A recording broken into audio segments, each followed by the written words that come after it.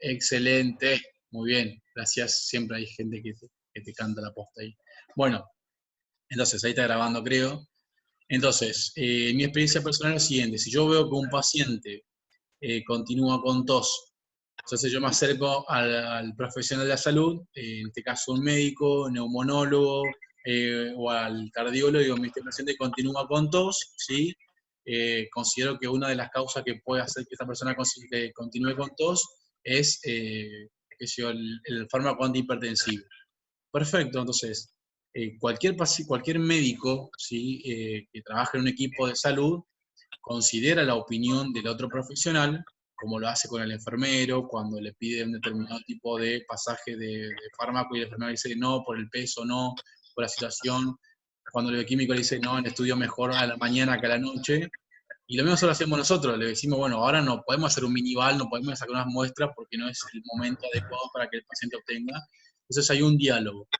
Aparte eso, uno lo deja por escrito, ¿sí? Que observa en el paciente una tos continua y aparte está relacionado con el hábito de tabaco o con lo que tiene que ver con los fármacos antihipertensivos. Entonces, lo que hace uno es comentarle primero al médico al médico de guardia, por así decirlo, o al médico que le recomendó ese fármaco, y la mayoría de los médicos tienen, respuesta muy simple.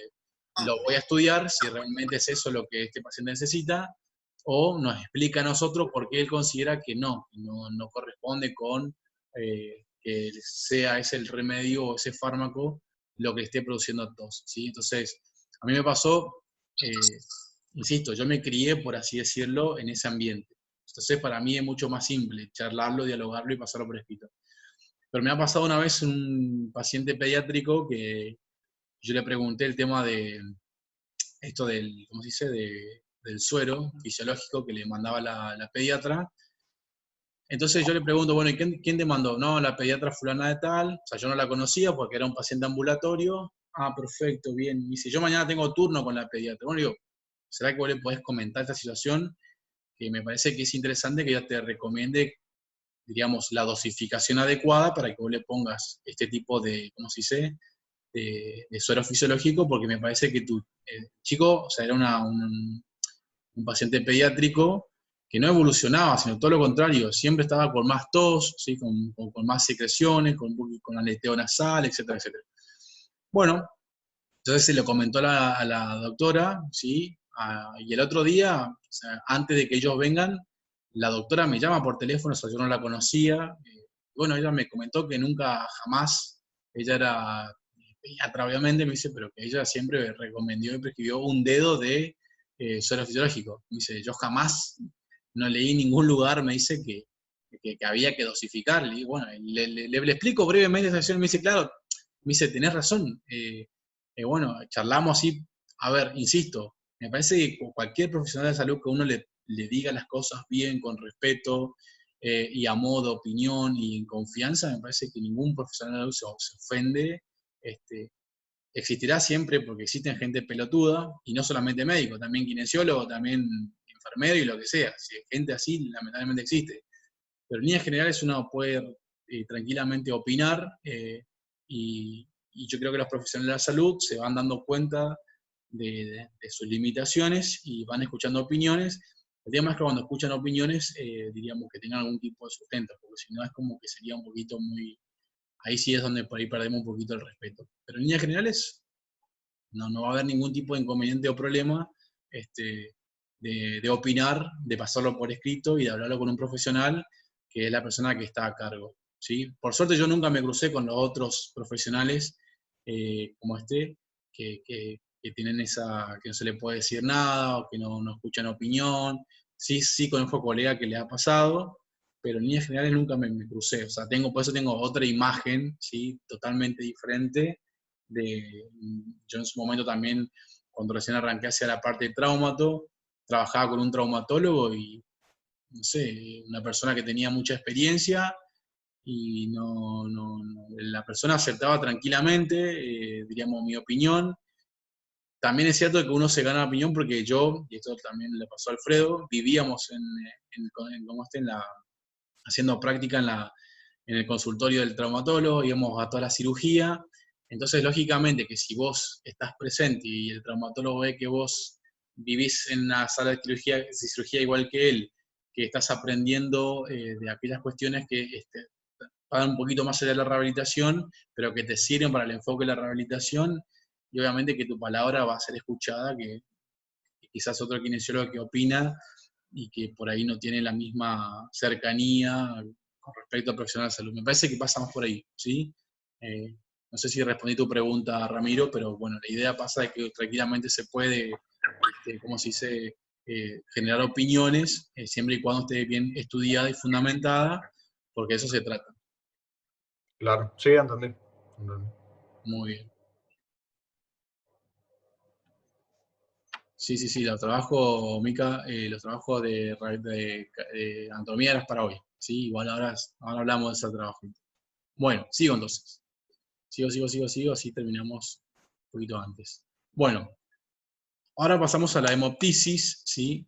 La hemoptisis no es otra cosa que la presencia, ¿sí? La presencia de sangre, ¿sí? En la expectoración, ¿sí? Cuando nosotros generamos la expectoración, eso va acompañado de sangre, ¿sí? Procedente del aparato respiratorio, ¿sí? Entonces sería un esputo con sangre. Muy bien, entonces, esa sangre generalmente se produce cuando hay afección de la circulación bronquial, no de la circulación pulmonar. Ustedes saben que la circulación pulmonar es encargada, o es la encargada de generar la hematosis.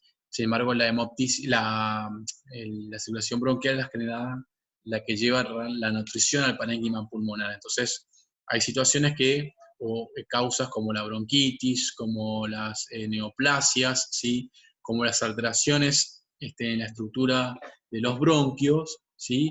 Que pueden generar una alteración en la circulación bronquial, y por eso nosotros, ¿sí? En nuestra vía aérea tenemos la presencia sanguinolenta, y cuando generamos la expectoración se acompaña de esa situación.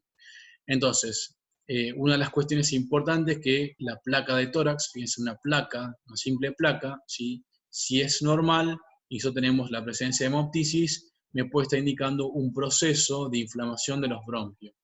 Ahora, si nosotros vemos que la placa no es normal y aparte tenemos hemoptisis, evidentemente hay presencia de tumoraciones a nivel respiratorio.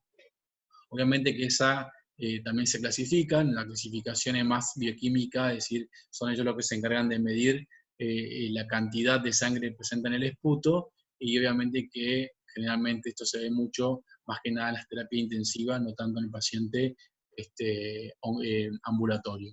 Sí es importante poder diferenciar, ¿sí?, lo que es la hemoptisis, presencia de sangre en la expectoración, de la hematemesis, que es la presencia de sangre, pero que su origen tiene en el aparato digestivo, ¿sí? Entonces, claramente, fíjense que la hematemesis, ¿sí?, tiene precedentes de náuseas, vómitos, sangres a nivel intestino, ¿sí?, que generan un diagnóstico más hacia la hematemesis, ¿sí?, de aquellas personas que tengan enfermedad pulmonar de base o antecedente de las mismas, ¿sí? Entonces, eso es importante poder diferenciar, ¿sí?, el origen o diríamos, las causas de por qué la persona puede expectorar con sangre. Sabemos que puede pasar las dos, puede ser de origen respiratorio como puede ser de origen digestivo, pero tenemos que tener en cuenta claramente los antecedentes para decir, bueno, va por un lado o va por otro lado realmente el origen de este tipo de patología. Obviamente que la hemoptisis puede tener un origen pulmonar, como dijimos anteriormente, aunque la hemoptisis también puede tener sobre todo un origen a nivel cardiovascular. Eso también es importante que nosotros lo tengamos en cuenta, ¿sí? Sabemos que, miren, acá, fíjense, cuanto mayor es el volumen, más rápida la hemorragia. Pónganme una H ahí, por favor, ¿sí? No sé qué pasó, se me habrá corrido, pero H, sabemos que hemorragia con H, no sé, vamos a hacer un error de tipeo, ¿sí? Entonces, claramente que la velocidad y el volumen de la hemorragia siempre es determinante para saber qué tan grave es la presencia de hemoptisis. Entonces, dentro de los criterios de gravedad tenemos la cantidad. Sabemos que mayor, casi medio litro, en 24 horas me está indicando, ¿sí?, gravedad. Cuando nosotros perdemos hasta 150 mililitros por hora, ¿sí?, si a su vez tenemos un paciente con una patología de base, ¿sí?, y obviamente si eso me altera la estabilidad hemodinámica, claramente estamos entre una hemotisis que tiene una alta tasa de mortalidad. Es otro de los motivos de consulta que teníamos con respecto a sistema respiratorio. Bueno, la disnea. Ustedes saben que la disnea de alguna manera no es otra cosa que una sensación, ¿sí?, de dificultad en la respiración, o sea, para la dificultad que nosotros podemos tener para respirar. Sabemos que también la disnea es multifactorial, de hecho habíamos visto que coincide, o sea que enfermedades cardiovasculares también me pueden dar disnea, ¿sí? Entonces, claramente, ¿sí?, hay situaciones que son de la caja torácica a nivel pulmonar que pueden alterar la mecánica ventilatoria, ¿sí? Eso lo vamos a ver sobre todo en EPOC, ¿sí?, y en asma, que se genera demasiada presión para un determinado volumen, ¿sí?, y eso me genera una carga, es decir, una intensidad en los músculos que se puede traducir en mayor ventilación y de esa manera, ¿sí?, expresar una dificultad respiratoria. Entonces, la clasificación puede ser según su etiopatogenia, ¿sí?, disnea por hiperventilación, hiperventilación. Ustedes saben que hiperventilar no es otra cosa que sacar constantemente el dióxido de carbono, por disminución de la capacidad vital. Ustedes ahora van a ver después lo que tiene que ver con fisiología respiratoria. En la parte de fisiología respiratoria tenemos que los pulmones tienen volúmenes y tienen capacidades.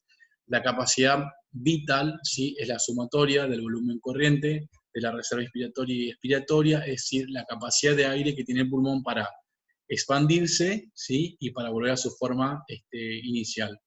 Entonces, hay situaciones, ¿sí?, que me disminuyen la capacidad vital, como ser los patrones restrictivos, que en vez de tener elastina y colágeno en el parénquima pulmonar, tenemos un tejido fibrótico que hace que la persona tenga una incapacidad para expandir sus pulmones, y eso también me puede generar disnea.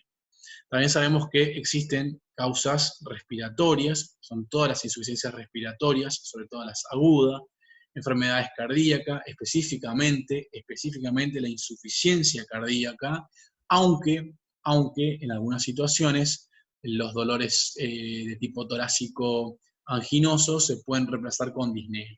Pero la insuficiencia cardíaca marca, ¿sí?, o muchas veces se manifiesta con el paciente con falta de aire e inclusive con fatiga. Y luego tenemos que las disneas, del punto de vista clínico, sea cardíaco, respiratorio o de otro origen, puede ser de esfuerzo, reposo o crisis de disneas paroxísticas, ¿sí? Bien, voy un poquito para acá. Bueno, acá es importante destacar algo. Si yo digo disnea de esfuerzo, claramente que es la disnea que aparece o se inicia, ¿sí?, cuando la persona hace un esfuerzo que puede ser desde los esfuerzos mínimos para las tareas básicas, ya sea bañarse, comer, lo que sea, hasta esfuerzos un poquito mayores en el cual las personas obviamente que caminan, suben escalera o hacen una actividad física moderada. La disnea de reposo, ¿sí?, ahí tenemos tres elementos importantes a destacar, que son la ortopnea, la plaptinea y la treptonea. Bueno, la ortopnea, ¿sí?, o sea, que estamos hablando de la persona que le falta el aire en reposo, ¿sí? La ortopnea es aquella persona que no puede tolerar el decúbito supino, entonces se sienta para dormir, ¿sí? Eso sería la ortopnea, cuando la falta de aire le obliga a la persona a sentarse para dormir. La treptopnea es cuando la persona, para poder tener una expansión ventilatoria, tiene que acostarse en decúbito lateral. ¿Me siguen hasta acá o no? ¿Sí? Pero Sí. treptopnea era cuando la persona tiene que acostarse de cúbito lateral. Exactamente, se acuestan de cúbito lateral para poder respirar, porque las otras posiciones no le permiten respirar. ¿sí? Entonces elige, ¿sí?, acostarse de costado. Y por último está la platipnea, que no es otra cosa que la persona no tolera estar en bipedestación, entonces eso lo obliga a sentarse o a acostarse para poder tener una adecuada expansibilidad pulmonar, ¿sí?, y respirar, ¿sí?, más que por congestión vascular, ¿sí?, a nivel de las bases cardíacas. Otra cosa, ¿Y en chicos, qué casos? vamos a eso, justamente. Generalmente acá hay algunas cuestiones interesantes. En el caso de la ortopnea, ¿sí?, tiene como particular lo que se da el edema, ¿cómo se dice?, el edema pulmonar, ¿sí?, que se va instaurando progresivamente, ¿sí? Eso es lo que determina que la persona tenga que sentarse, ¿sí?, para poder, o sea, que se evite la congestión masiva pulmonar y vaya descendiendo a las bases. En el caso de la treptomnea, estamos hablando más de un derrame pleural, ¿sí?, que lo que hace es que ese derrame pleural comprime la caja, ¿sí?, entonces el paciente elige uno de los pulmones, ¿sí?, para descomprimirlo, es decir, si yo tengo un derrame pleural del lado derecho, ¿sí?, entonces me acuesto del lado derecho y mi pulmón del lado izquierdo se puede expandir más y a mí me da la sensación de que puedo respirar. Y en el caso de la platipnea, estamos hablando de aquellas personas que tienen sobre todo insuficiencia cardíaca avanzada, ¿sí? Insuficiencia cardíaca avanzada, ya no sería más un edema pulmonar secundario a hipertensión pulmonar, no sería un derrame pleural, ¿sí?, sino que sería una insuficiencia cardíaca avanzada que genera una alteración en el corazón izquierdo, ¿sí?, y de esa manera hay una estasis venosa, entonces el paciente, ¿sí?, busca de esa manera que al acostarse, ¿sí?, la estasis venosa se dirija a la base, a la parte posterior del pulmón y le permita cierta expandibilidad, ¿sí?, como esté, que en bipedestación no le permite. ¿Se entendió esa cuestión?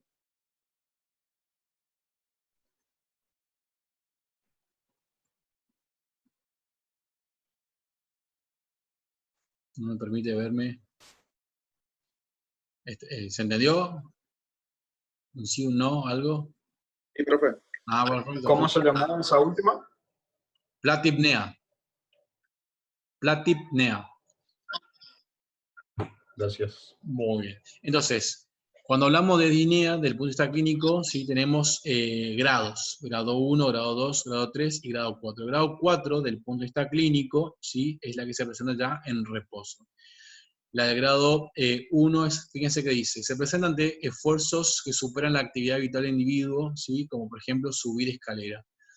Entonces, no es lo mismo, esto también está bueno que ustedes lo sepan, porque no es lo mismo que nosotros ahora, subimos una escalera de un departamento que nosotros no conocemos y nos cansamos y te falta el aire. Vos decís, bueno, no tengo una disnea grado 1 desde el punto de vista patológico, sino que evidentemente estoy desacondicionado físicamente y eso hace que yo incremente mi ventilación. Diferente es el paciente que manifiesta constantemente, no solamente, o sea, una caminata más rápida o subir escalera, ¿sí?, la falta de aire en un contexto, ¿sí?, de antecedente respiratorio, fumador, ¿sí?, o con antecedente de hábito tabáquico o asmático, ¿sí? Entonces, eso es importante que nosotros podamos contextualizar.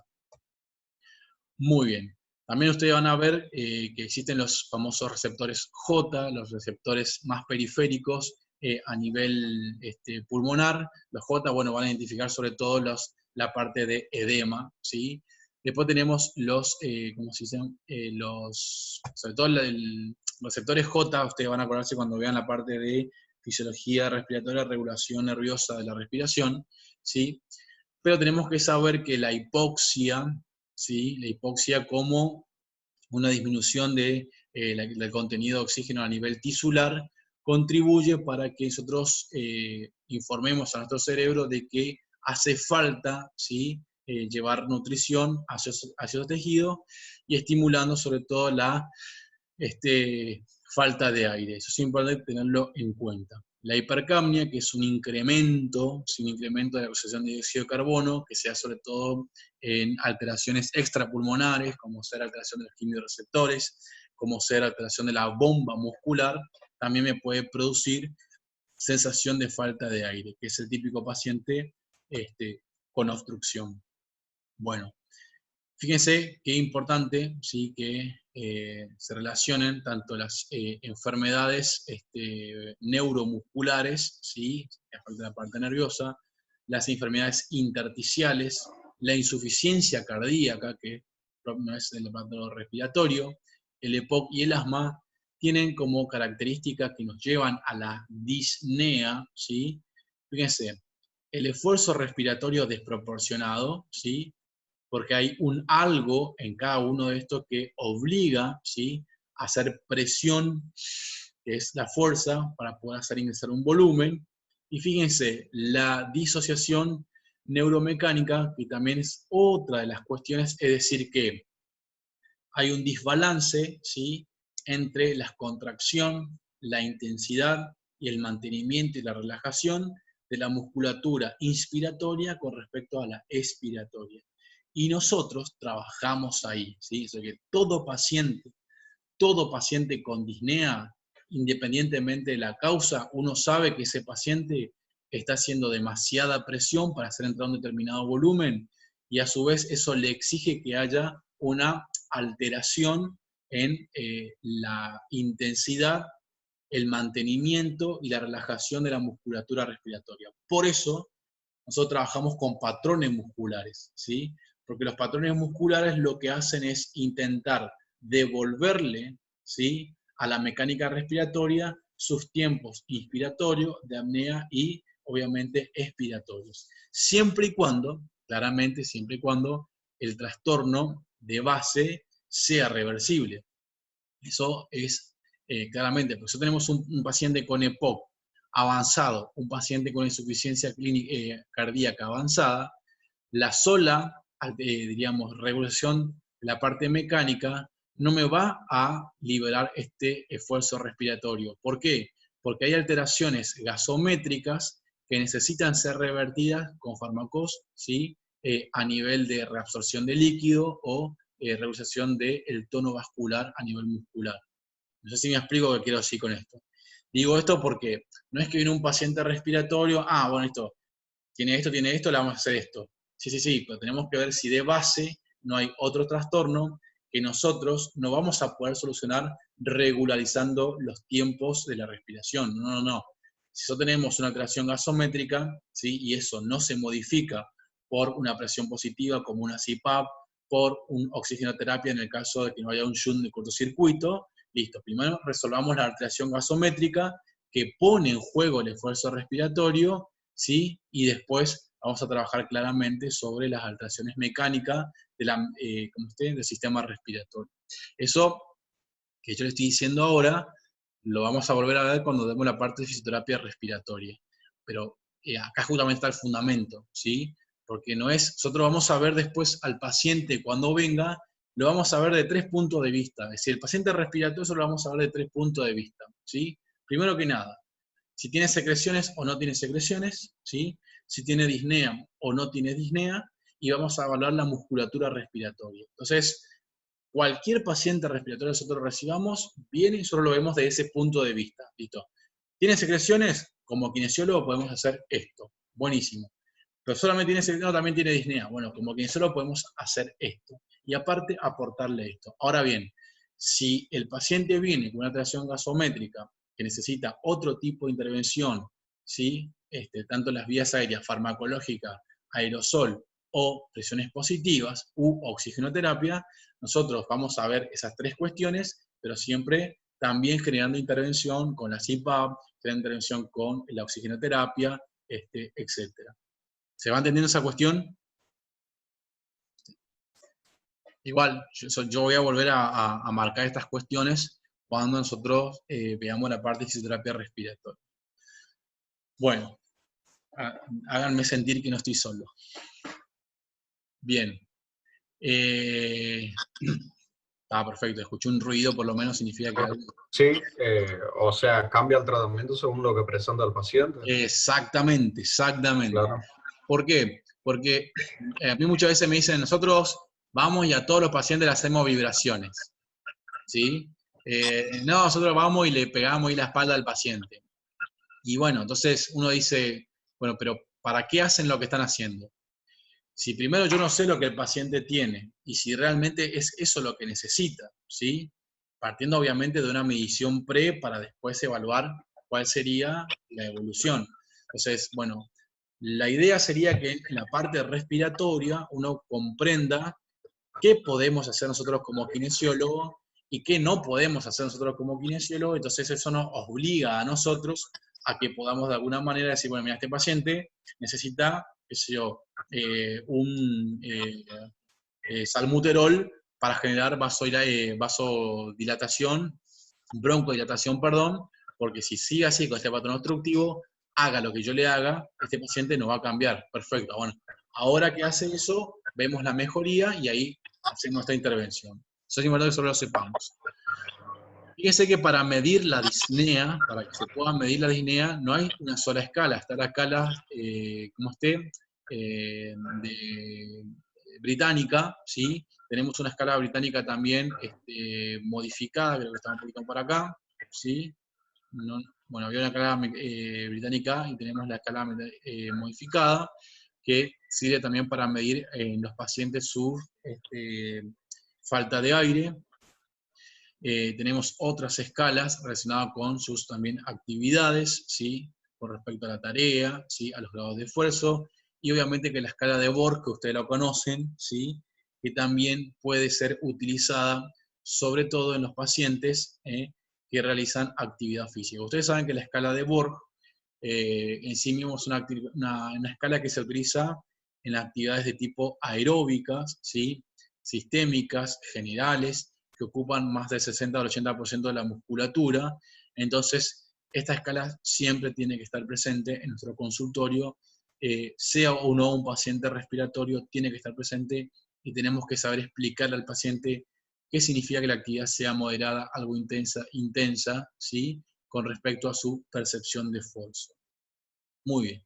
Tenemos causas, ¿sí?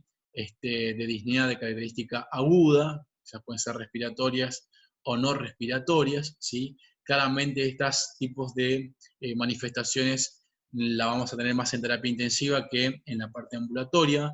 Tenemos otras causas, ¿sí? Que pueden ser de característica crónica, tanto cardiovasculares como respiratorias. Yo lo que les voy a pedir a ustedes es que se aprendan sobre todo la de las vías respiratorias, es decir, que aprendan a nombrar. Pues yo le puedo decir, bueno, nombrame 2 causas de origen respiratorio de una disnea crónica, nombrame 2 causas cardiovasculares de una disnea aguda, ¿sí? O sea, ténganlo en cuenta como para saber nombrarlo. Claramente que vamos a poner en el caso de una neumonía, sabemos que me va a causar disnea, eso no hay ni un problema. Ahora, es muy difícil, vamos a poner algo más complejo, que una citis, ¿sí? Yo le digo, a ver, una citis me va a causar disnea. Y bueno, sí, pero tenemos que estudiar a citis, porque la disnea va a formar parte de un cuadro clínico y no se va a manifestar desde el primer tiempo, ¿sí? Ustedes saben que la citis es la presencia de líquido a nivel de la cavidad abdominal. Entonces, claramente que va a depender de cuánto tengamos de líquido en la cavidad abdominal para decir, bueno, sí, me produce disnea. A lo que yo voy es lo siguiente. Existen innumerables causas que nos pueden dar, fíjense, disnea. Claramente innumerables, desde una depresión, inclusive una ansiedad, ¿sí? Claramente. Entonces, yo prefiero siempre que ustedes sepan la parte respiratoria y cardiovascular, ¿sí? Que se la sepan, pero también para que cuando nosotros tengamos en presencia de un paciente que tiene falta de aire, a nuestra cabeza se nos venga, no es solamente respiratorio, también puede ser cardíaco, puede ser psicológico, puede ser alteraciones como una simple anemia. Este paciente puede estar en una acidosis metabólica. De hecho, esto nosotros vamos a ir viendo o describiendo cuando veamos pacientes, por ejemplo, en el síndrome de distrés respiratorio, ¿sí? En las reducciones de POC, reducciones de asma, ¿sí? Que son causas de internación. Vamos a ir viendo estas cuestiones. Muy bien. Entonces, disnea de tipo nocturna, relacionada sobre todo con la insuficiencia cardíaca, ¿sí? Bueno, y acá estaba lo que veníamos hablando hoy. La ortopnea, la platipnea, ¿sí? Y la creptopnea relacionados con las diferentes enfermedades y sobre todo qué era, o sea, cómo la disnea afectaba, ¿sí? la posición. Muy bien. Siempre que hay presencia de disnea, fíjense que para poder descartarlo tenemos que tener una gasometría arterial e inclusive un electrocardiograma de tórax, ¿sí? Entonces nosotros así a ojo no vamos a poder indicar a un paciente cuál sería la causa de su disnea. Claramente este paciente necesita realizar un examen físico, una exploración física, una historia clínica, ver si tiene antecedentes tabáquicos, ¿sí? Ver si tiene antecedentes de enfermedades a nivel pediátrico, pero claramente necesitamos saber cómo están sus gases en sangre, necesitamos saber si tiene una alteración a nivel cardiovascular, porque sabemos que la insuficiencia, los infartos me pueden producir manifestaciones dinéicas, y obviamente descartar cualquier tipo de alteraciones neumónicas o neoplásicas a nivel de radiografía del tórax. Lo mismo, obviamente, va a suceder con, ¿cómo se dice?, las alteraciones a nivel de la disnea crónica. Fíjense qué interesante esta diapositiva que indica que el tratamiento sintomático de la disnea según su mecanismo patológico. Y acá entramos nosotros. Entrenamiento relacionado con el ejercicio, reeducación del patrón respiratorio, la misma oxigenoterapia. Ya nosotros no vamos a hacer tratamiento farmacológico, ¿sí? Pero estos tres son cosas nuestras. El kinesiólogo interviene, ¿sí? Es decir, el kinesiólogo está presente. Hace poco, no sé si ustedes lo vieron, en Clarín salía el tema de los kinesiólogos y los ventiladores mecánicos, como que nosotros somos un grupo de personas que desconocemos la ventilación, desconocemos el sistema respiratorio y que ahora, por esa cuestión del virus, entramos en la parte de terapia intensiva. Y no. Esto ya se hace mucho. Nosotros somos los encargados de la reeducación, ¿sí?, respiratoria. La presión positiva continua en la vía aérea, o sea, la CPAP o la misma ventilación mecánica es funcionamiento nuestro. Fíjense que dice acá, entrenamiento muscular inspiratoria, lo hacemos nosotros, educación, desensibilización. La desensibilización de la disnea es lo mismo que esto que dice acá, reeducación del patrón respiratorio. Así que todas estas son cuestiones nuestras, ¿sí? Para que ustedes vayan viendo la importancia, ¿sí?, relacionada con la parte respiratoria y el rol del kinesiólogo. Fíjense, disnea crónica, nuevamente, gasometría, sí o sí. Por ahí en la crónica nos da la oportunidad, ¿sí?, de poder interpretar. Nosotros vamos a hablar de espirometría, sobre todo de interpretar la espirometría. Porque nosotros en sí mismos no vamos a hacer lo que vamos a hacer la espirometría, y tampoco vamos a indicar la espirometría. Pero nosotros vamos a recibir un paciente con espirometría, vamos a recibir un paciente con una prueba de esfuerzo, vamos a recibir a un paciente con caminata de 6 minutos, o con un BODE, y tenemos que saber, bueno, a ver, de estos datos, ¿qué me importa a mí?